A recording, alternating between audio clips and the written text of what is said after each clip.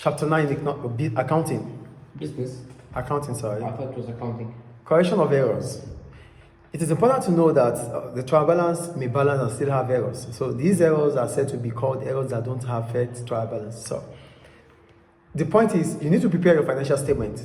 But before you prepare your financial statement, you would have started from putting together the books of prime entries, posting into the ledger, then which is individual accounts, before the trial balance, then to the statement of to the statement of profit or loss and other comprehensive income, and the statement of financial position.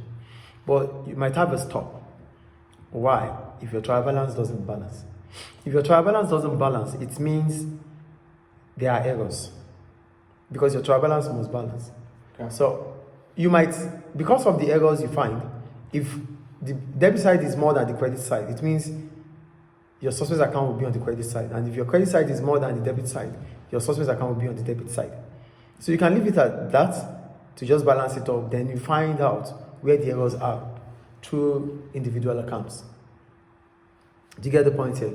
But sometimes your trial balance might balance, and at the same time, you have errors in your posting.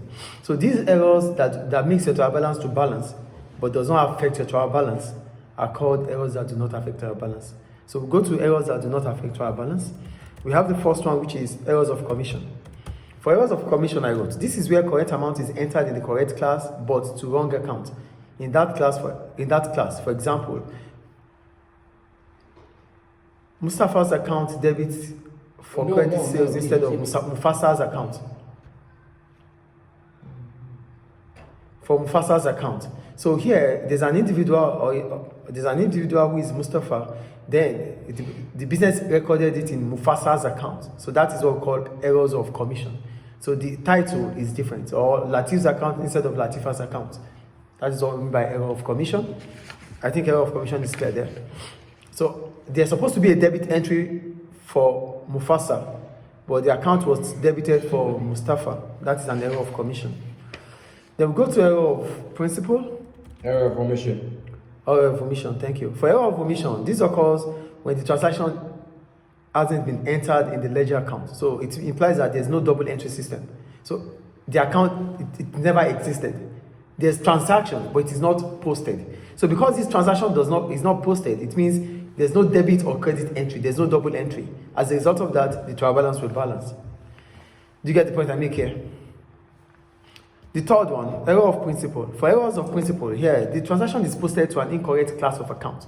For example, an asset is entered in an expense account. This is error of principle.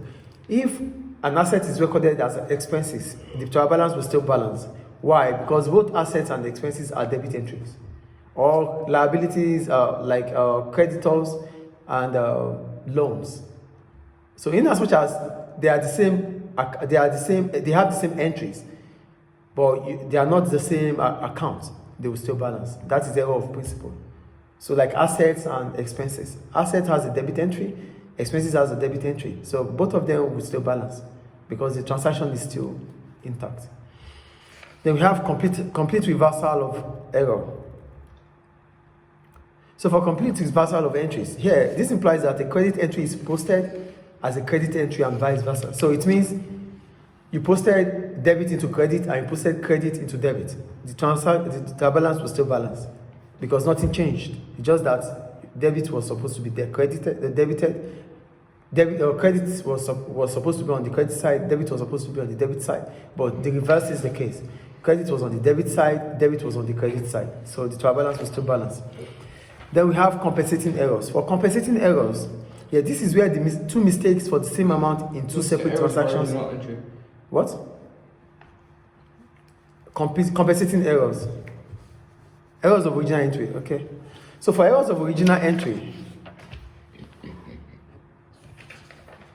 I did not write it. Anyway, let me just explain that. For errors of original entry, simply means that the transaction was not, the amount recorded was the same amount. Like, instead of recording 100 from the beginning, you recorded 10. So the trial balance will still balance. That is error of original entry. What is it? Instead of recording 10, you recorded 100. The transaction will still balance because you started the transaction with an error, So it will still balance. Then we have compensating error. For compensating error here, this is where two mistakes for the same amount in two separate transactions have the possibility of cancelling each other. So there are two errors. Overcast. No, you overcasted the one side, you undercasted on the other side with the same amount. So that means they will cancel each other. So here, for example, the ledger account for discount receivable. Discount receivable is an income. Is overstated by $100. In addition, the ledger account of interest paid, which is an expenses, is also overcasted by $100. So expenses is overcasted by 100, income is overcasted by 100. Remember, you have to take expenses away from income. Okay. So that means those errors will cancel each other. That is what we call compensating errors. Any question about that? Right, yeah. When an error has the possibility of cancelling another error, that is what we call compensating error. It doesn't really happen, but it might happen. Any question about errors that do not affect carrying balance?